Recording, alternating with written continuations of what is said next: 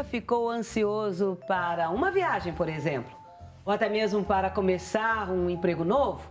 O problema é quando a ansiedade começa a atrapalhar as atividades do dia a dia e passa a ser um problema. Por conta disso, a psicóloga Rejane Ferreira está aqui conosco para esclarecer mais dúvidas sobre esse assunto. Segunda-feira é o meu melhor dia, Rejane. Bom dia!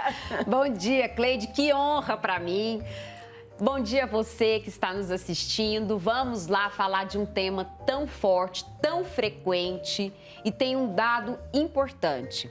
A Organização Mundial da Saúde, em junho de 2022, ela lançou o Informe de Saúde Mental do Mundo e ela mostrou que nós temos 1 bilhão de pessoas no mundo sofrendo de algum transtorno mental. Vixe. Desse montante de 1 bilhão, 31% trata-se de ansiedade. Então, a ansiedade tem permeado a nossa sociedade hipermoderna, faz parte do nosso dia a dia, o convívio com esse sentimento e algo bem importante, viu, Cleide? Nós não vamos eliminar a ansiedade da gente, não se elimina a possibilidade de um sentimento. O que cabe a nós é sabermos conduzir, administrar essa dosagem de ansiedade que a gente tem. Nossa, tem muita coisa pra gente saber aqui hoje. O que é a ansiedade mesmo? Quais são os sintomas? Porque às vezes a pessoa fala, não, eu sou ansiosa, mas confunde com outras coisas. Então, a ansiedade, o fundo dela é o medo. E às vezes a gente pode ter um entendimento muito fácil do qual foi o gatilho, o que impulsionou a gente ter aquela sensação e às vezes a gente pode ser que não tenha esse sentimento, não tenha essa percepção. Então vamos lá, o que são os sinais e sintomas da ansiedade? Pode variar de pessoa para pessoa. Podemos ter aqueles sintomas físicos de taquicardia, falta de ar, sudorese excessiva, ondas de calor ou de frio, tremores, mas também podemos ter aquele sentimento de desconforto, uma crença catastrófica, esperar que o pior é o que vai acontecer, um sentimento de inquietação, um pensamento mais acelerado, uma preocupação excessiva. Então, todo esse conjunto de sintomas cumprem com critério de ansiedade. E isso é inerente ao ser humano. Tem até autores da psicologia contando para nós que se a gente não tiver nada de ansiedade, porque a ansiedade pode ser entendida como uma forma até de preparar o nosso organismo para enfrentar uma situação. Se a gente não tiver nada de ansiedade, corre o risco da gente procrastinar atividades, da gente não se empenhar numa atividade do jeito que deveria. Então, uma certa dose de ansiedade vai fazer parte da vida da gente. A questão é quando ela se avoluma e aí o desconforto trazido por esses sintomas fica tão intenso, que prejudica a funcionalidade do ser humano e traz para esse ser humano um prejuízo ali na sua atividade familiar, nas suas atividades laborais, na vida como um todo. Eu vi um dado hoje que eu achei muito curioso. Segundo essa notícia, na França, as pessoas não querem trabalhar. 25% dos franceses não querem trabalhar. Eles gostam da preguiça, eles gostam de viver assim, uma vida mais light.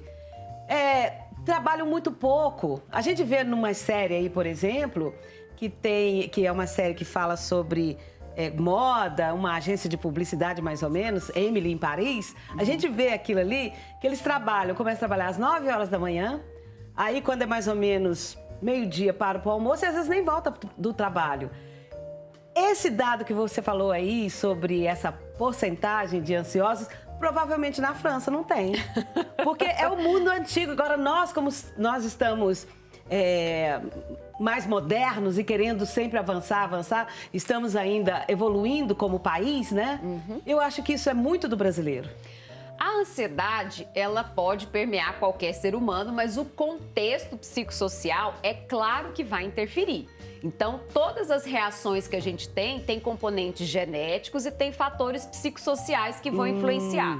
Então, de fato, uma sociedade muito competitiva, uma carga de horário de trabalho muito excessiva, o estresse de conviver com insegurança pública, os estresses da dificuldade do ganho financeiro. Então, tudo isso vai deixando a gente mais tenso com a vida, com maior sensação de medo e com maior sensação de baixa habilidade de controle sobre os eventos.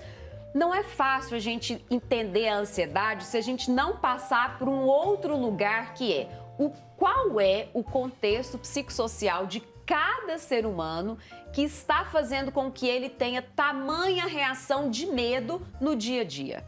E aí, Cleide, eu lembrei, lá da mitologia grega, tinha aquela esfinge de Tebas, que ela soltava um enigma e falava assim: decifra-me ou te devoro. E não tem como a gente falar de transtornos mentais sem passar por essa profunda autopercepção. O que é que está sendo gatilho na minha vida, que está promovendo em mim tamanha reação de medo, insegurança, sentimento de insuficiência para o mundo e me colocando ali numa situação como se eu entrasse num estado de alerta num contexto que não está necessariamente, né, exigindo isso de mim. Nós nunca tivemos, por exemplo, tanto índice de fobia social, dificuldade de conviver com o ser humano, de se aproximar um ser humano do outro. O que será que está acontecendo dentro das pessoas? Eu fico pensando muito, que parâmetro é esse de idealização de ser humano que a gente tem colocado e que as pessoas se sentem aquém deste parâmetro ideal e começam a ficar constrangidas em ser quem elas são. E aí, lidar com o outro é uma dor tão grande e é uma dor real. Quem sofre de ansiedade não está fingindo que não é uma crise. A gente tem esse costume pejorativo, ai, que histeria, ai, tá dando um show. Não, é sofrido conviver com isso. E a ideia que a gente tem que pensar é o que é que lá internamente, na subjetividade da pessoa, o que é que está tão sofrido nela que ela está se vendo no mundo de uma forma tão ansiosa, permeada por tanto medo. Na semana passada, nós tivemos aqui o Roda de Conversa com os dois meninos jornalistas e veio um professor de português. E o tema era, vamos falar o que a gente está falando errado, dando dicas de como falar certo. Ele falou uma coisa muito interessante. Ninguém tem que falar certo o tempo todo. Ninguém é perfeito o tempo todo. Eu acho que é mais ou menos por aí o que você está falando. Essa busca dessa perfeição não deixa a pessoa ficar relaxada. Então, nós não somos perfeitos. Eu posso ficar intimidada perto de você porque você é uma pessoa que sabe muito, mas eu não fico, não. Eu me permito perguntar para você. Estou falando isso agora, para você de casa. Eu me permito ficar curiosa e obter as suas respostas. E da mesma forma, eu poderia ficar aqui muito ansiosa, um pouco eu até fico, né, por estar falando aqui para um público geral, Brasil inteiro, estar num programa ao vivo, conversando com você que é da área da comunicação há anos e anos, mas tem uma coisa muito legal que a gente soube fazer, muito bacana. Nós conseguimos fazer a separação subjetiva, eu e você. Se eu ficasse grudada no medo, o que será que a Cleide vai pensar de mim? Se eu ficar paralisada com a possibilidade de julgamento que você aí de casa, né, está tendo a meu respeito, se eu me colocar na carapuça de achar que eu tenho que ser perfeita naquilo que eu falo, naquilo que eu entendo, se eu colocar essa obrigatoriedade, vai ficar tão pesado vir aqui falar ao vivo que eu vou travar e não vou dar conta. Então, como é bom o ser humano se dar conta de que nós somos seres em construção. Tem coisa que eu sei, tem coisa que eu não sei. E que maravilhoso é ter essa possibilidade de viver e aprender. Sim. Aliás, isso tem muito a ver com o ansioso. Eu vou contar aqui algumas características que as pessoas ansiosas têm tendência de ser. Então, uma das características é ser um pensamento 880. Tudo ou nada. Ou eu dou conta ou eu não dou conta de jeito nenhum. Mais ou menos eu não quero. Aí, olha só a cilada que é. Porque se é uma pessoa que tem uma ansiedade, por exemplo, ela não gosta de falar em público. Isso para ela realmente é um desafio. Se ela vai e fala em público por alguma obrigação, um trabalho de escola, tem que ir lá fazer alguma coisa, e ela vai lá e faz esse trabalho, né, lá na frente de todo mundo, e aquilo ali é muito desconfortável para ela, ela se percebe como uma pessoa que fez ali uma atividade muito ruim. O que ela vai fazer? Esse tipo de coisa eu não quero.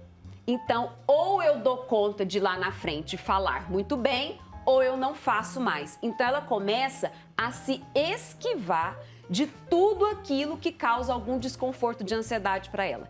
Então, eu tenho fobia social, então eu prefiro me recuar aqui nesse lugar ao invés de enfrentar essa situação.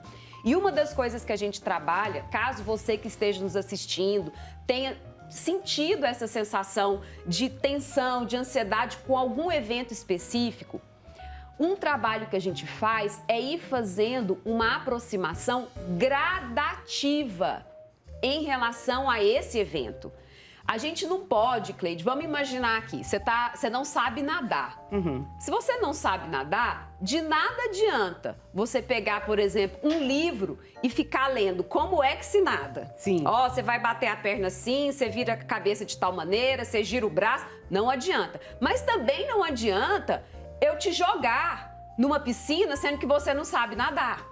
Então, os extremos não são interessantes, nem ficar muito recuado e nem também ir para uma situação de muita exigência. A gente vai aos poucos, a gente vai ensinando a pessoa a se dessensibilizar daquele nível de apavoramento que ela fica perto daquele evento que provoca ansiedade nela. Se eu acordo pela manhã, aí eu penso, eu tenho que colocar a roupa na máquina, depois eu tenho que lavar essa louça, depois eu tenho que fazer o café. Aí depois eu vou tomar meu banho, vou escolher o que eu vou usar e tal, e eu tenho que fazer isso tudo em 1h30. E aí depois eu tenho que fazer isso, aquilo. Vai construindo a sua manhã, 1h30 na sua cabeça. Aí começa o coração, tá. Aí começa a ficar tonta. Isso aí é ansiedade? É ansiedade. O pensamento é ansiedade? A ansiedade é toda a reação que a pessoa tem, física, de taquicardia, a angústia. Mas esse pensamento de preocupação excessiva é um grande sinal de ansiedade. Porque, olha, gente, obrigatoriedade todos nós temos. Isso é a vida. Viver é assim mesmo. Viver é acordar e ter um monte de coisa para fazer. Mas eu posso propor leveza. Tem gente que tem uma dificuldade enorme de assumir responsabilidades por isso. Coloca tanto peso em assumir uma responsabilidade que não consegue. Faz um pouquinho de coisa e já acha que tá ali cansado demais, difícil demais. Olha só, tem pessoas que têm... Existe a ansiedade, já é uma antecipação de problemas, né? Mentalmente a pessoa acha que vai acontecer o pior. E ainda existe um termo que é ansiedade antecipatória, que é pior ainda. Às vezes alguém que está em casa já percebeu algum evento como esse. Eu atendo muitas pessoas idosas e aí até pessoas com situação de síndrome demencial e tudo, e eu vejo que os filhos muitas vezes falam assim: nossa, eu não posso falar para minha mãe, para o meu pai, para o meu cônjuge que ele tem, por exemplo, dentista um dia antes, senão ele fica tão tenso com aquela informação que ele não dorme direito, ele fica perguntando, mas que hora que é o dentista? Ele se acelera tanto. Com o quê? Com medo dessa situação que tira ele da rotina, daquela rotina, né, diária, que vai trazer para ele uma exigência de ter que se programar, então, já que o dentista é 3 horas, eu tenho que almoçar, tenho que tomar banho, tenho que ficar pronto. Mas aquele evento tão pequenininho, para ele vira um estardalhaço. Para muita gente. Para muita gente. Então, como as pessoas têm, assim, mais uma vez, dificuldade de autorregular as suas emoções. É claro que qualquer coisa que foge do dia a dia, dependendo da situação, é cansativo da gente ter que, não é? Gente, olha, acordar e ter esse tanto de coisa para fazer e de repente descobrir, nossa, minha máquina de lavar pifou. Eu tenho que ainda parar tudo, arrumar um jeito de ligar para um técnico para ver como é que faz, para fazer orçamento, para ver se eu vou... Qualquer coisa que saia da nossa programação é um evento estressor, mas isso é a vida. Respira, vai devagar. Tá bom, aconteceu uma situação, como é que eu contorno ela da melhor maneira possível, dentro do cabível? Se de repente não der para aquela semana eu lavar todas as minhas roupas do jeito que eu tô acostumada, paciência. Assim, vamos tentar abrandar um pouco mais essa exigência e essa necessidade de querer fazer com que as coisas saiam exatamente do jeito que a gente espera. E tem um detalhe. Quando você tem o rolê do dentista, que você se arrumou e tal, quando você chega lá que vai fazer o tratamento, o dentista é tão gente boa que conversa com você e tal, fala, gente, mas foi até bom ter vindo aqui no dentista. Excelente. Você tocou em outro fator maravilhoso, que é as pessoas ansiosas têm também uma tendência de interpretar os eventos de uma forma muito catastrófica. É esse nome que a gente fala, catastrofização. Enxerga a realidade colocando ali uma lente de o pior, de muito difícil, de sofrido, de não vai dar certo, de um medo excessivo, acreditando que na vida dela vai aproximar alguma situação muito desconfortável. E a gente tem que se surpreender com as possibilidades da vida. Esse exemplo é maravilhoso. Foi tão sofrido e chegou lá na hora, mas foi tão bom. Olha, e na sala de espera eu até reencontrei uma pessoa que eu já não via há tanto tempo. A vida tem tanta possibilidades de nos surpreender positivamente, por que é que a gente fica assim paralisado desse tanto esperando só o pior acontecer? Não dá. E quando a gente acha assim, nossa, o dia tem 24 horas, podia ter 30. Esse também é o ansioso. Olha, e aí nós temos que tomar também algum cuidado, que é com a questão dos excessos. A gente falou disso na semana passada, né? Mas os excessos de afazeres, esse cumprimento, gente, e hoje não é muito fácil, porque a gente tem que pensar em tudo. Deslocamento, trânsito, então... Essa vida muito, muito cheia tende a gente ficar sempre assim, precisando cumprir com alguma obrigação naquele tempo hábil. E esse excesso vai trazer para o organismo toda hora essa confrontação de vamos lá, vamos lá, vamos lá. Vai chegando uma hora que quimicamente o organismo começa a ficar com esse nível de excitação da ansiedade e isso fica difícil depois de contornar. Nós estamos inclusive vendo isso em crianças e adolescentes com uma vida muito superlotada. Tem tantos afazeres, tem aquele momento de ócio criativo, não à la franceses, porque eu não sei se a gente vai dar conta de chegar nesse patamar, mas assim, ter um tempo mais de tempo livre. A vida, ela pede equilíbrio. Tema, né? Esse é o slogan da saúde mental, que foi o Janeiro Branco desse ano. A vida pede equilíbrio. Não adianta a gente ir para os extremos, porque o corpo vai se embaralhar e ele vai te falar que isso não está confortável para ele. E a questão medicamentosa? É possível. Se tiver muito difícil da pessoa lidar com a ansiedade sozinha, ela precisa ir num profissional médico e ver se a intervenção de remédios pode ajudar. Mas eu queria fazer um alerta muito grande. Gente, de novo, vou lá na esfinge de Tebas, decifra-me ou te devoro. Cuidado com a dependência farmacológica. Como assim? Achar que os nossos dramas emocionais vão ser resolvidos exclusivamente com o remédio. O remédio, ele alivia os sintomas, mas ele precisa ser combinado com esse autoconhecimento. Se a gente não vasculhar dentro da gente a raiz, o que é que está fazendo com que eu me coloque no mundo de uma maneira tão sofrida, o remédio não vai perdurar a vida inteira. O remédio sai de cena, vai vir de novo toda a minha dor emocional. Então vamos fazer um trabalho, né, conjunto. intervenção medicamentosa, caso seja pertinente, mais uma psicoterapia, mais uma grande tarefa, né? Vamos colocar valor, vamos destinar nosso tempo para esse autoconhecimento, porque é aí que a gente se coloca no mundo de uma maneira mais tranquila, mais assertiva, mais cabível e bem menos ansiosa. Pois é, e para você fazer esse autoconhecimento, existem os profissionais que podem te ajudar, que são os psicólogos, que são as terapias, né? Isso. Então eu peço para você, se você está nesse grau de estresse, qual que é o hormônio que cai na corrente sanguínea quando a gente está muito estressada? Tem assim? o cortisol, tem adrenalina, tem muita coisa. Pois é. Se cuide, viu? Ô, Rejane, muito obrigada. Passa tão rápido, né, a nossa conversa? Voa, voa. Mas sempre muito proveitoso. E eu fico muito honrada de poder estar toda segunda-feira falando aqui sobre alguma coisa de saúde mental. Espero estar conseguindo ajudar as pessoas. E se você se sentiu tocado e na necessidade de buscar uma ajuda, faça isso. Tem uma frase que é muito importante na saúde mental.